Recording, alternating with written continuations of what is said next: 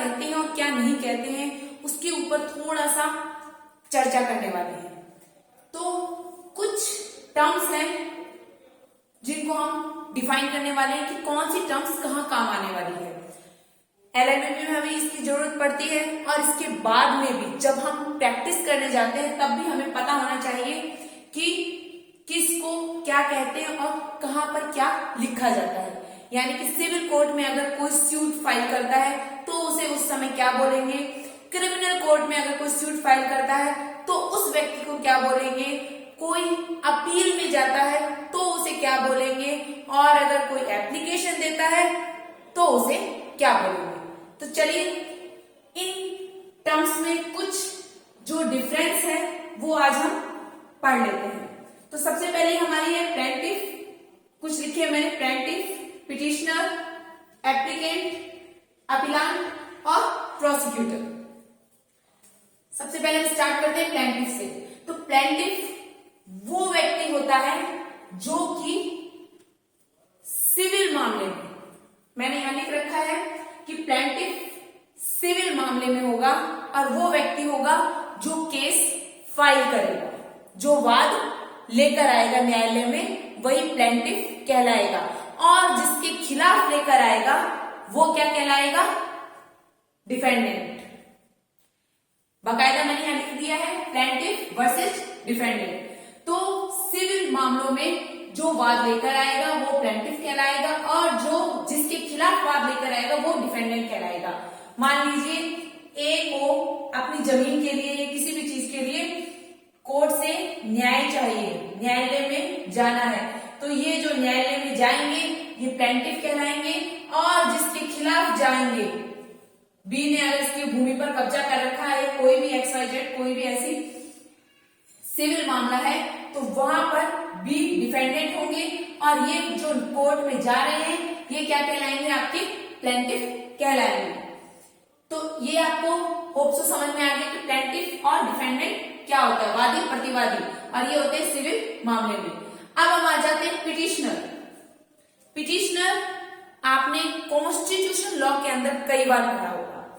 Petitioner वो होता है, इसे हिंदी में याची बोलते हैं, ठीक है। पिटिशनर वो होता है जो कॉन्स्टिट्यूशनल राइट या किसी लीगल राइट के लिए कोर्ट में जाता है। देखिए, और रिट के लिए अगर हम कोर्ट में जाते हैं तो ये हमें भी, हम जानते हैं कि रिट कहाँ कहाँ फाइल की जाती है। एक तो हमारे सुप्रीम कोर्ट में और दूसरा हाई कोर्ट में, ठीक है। सुप्रीम कोर्ट और हाई कोर्ट में रिट फाइल की जाती है। तो जब कोई कॉन्स्टिट्यूशनल राइट आपका वायलेंस हो रहा है या आपका कोई लीगल राइट जा रहा है या कोई रिट फाइल करनी है, तो इनको फाइल करने वाला व्यक्ति पिटिशनर कहलाएगा। जो कोर्ट में ये मामला लेकर जाएगा वो पिटिशनर कहलाएगा और इसके विरुद्ध जो होगा उसे रेस्पोंडेंट कहा जाता है। सेम यहाँ पर अगर सिचुएशन बदल दी जाए तो ये व्यक्ति जिसने रिट फाइल की है ये तो आपका क्या कहलाएगा, ये आपका पिटिशनर कहलाएगा और जिसके खिलाफ लेके जा रहे हैं वो व्यक्ति रेस्पोंडेंट कहलाएगा। हो गया। अब हम आ जाते हैं, तो प्लेंटिफ समझ में आ गया होगा आपको, पिटिशनर भी समझ में आ गया होगा।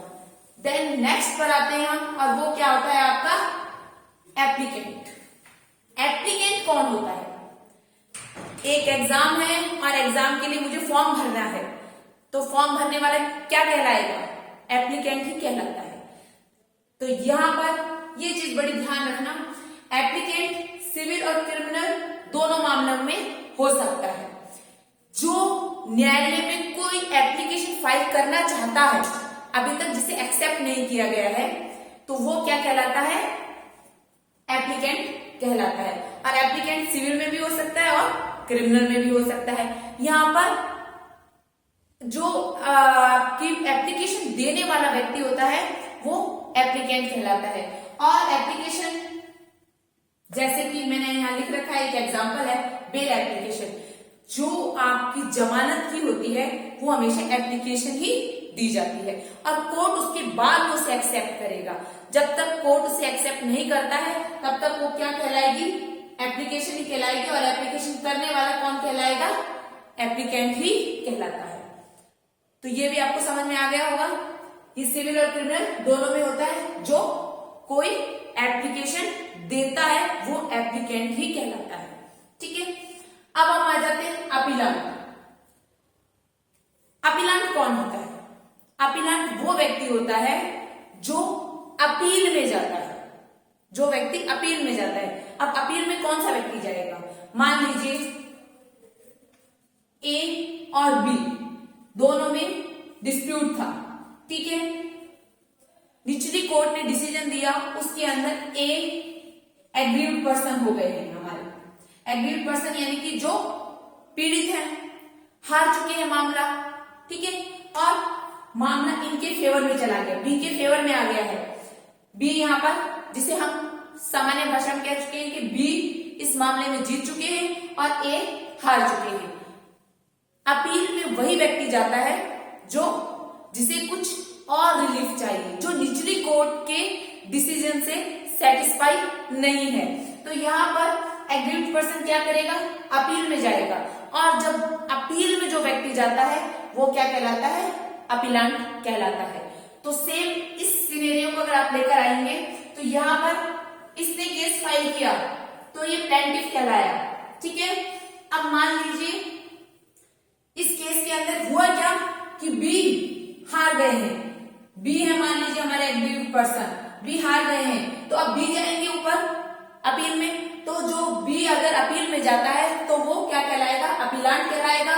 और यहाँ पर इसके वर्सेज में कौन आ जाएंगे? हमारे ए आ जाएंगे, जो कि क्या कहलाएंगे? रेस्पोंडेंट कहलाएंगे। तो रेस्पोंडेंट तो देखिए यहाँ पर भी है और यहाँ पर भी है। तो ये भी आपको समझ में आ गया होगा। ये कहाँ का मामला है? जब हम अपील में जा रहे हैं, और जो अपील में जो व्यक्ति जाता है वो अपीलांट कहलाता है, और जिसके खिलाफ जाता है वो रेस्पोंडेंट कहलाता है। और मैंने यहाँ लिख भी दिया है अपील इन हायर कोर्ट। जो अपील हायर कोर्ट में जाती है वो करने वाला व्यक्ति अपीलांट कहलाता है। नेक्स्ट ये और वो है हमारा प्रोसिक्यूशन। प्रोसिक्यूशन और डिफेंडेंट ये हमारा होता है क्रिमिनल कोर्ट्स में। ठीक है, जब क्रिमिनल कोई मामला होता है तो उस मामले को कोर्ट में ले जाने का काम किसका होता है? प्रोसिक्यूशन का होता है। और एक सबसे इंपॉर्टेंट चीज ये है कि क्रिमिनल मामले हमेशा स्टेट के खिलाफ होते हैं। क्राइम हमेशा स्टेट के खिलाफ होता है। होता जरूर एक व्यक्ति के खिलाफ है, पर वो माना ये जाता है क्राइम हमेशा स्टेट के खिलाफ होता है और स्टेट ही उसको कोर्ट में लेके जाता है। तो यहाँ पर कौन लेके जाएगा?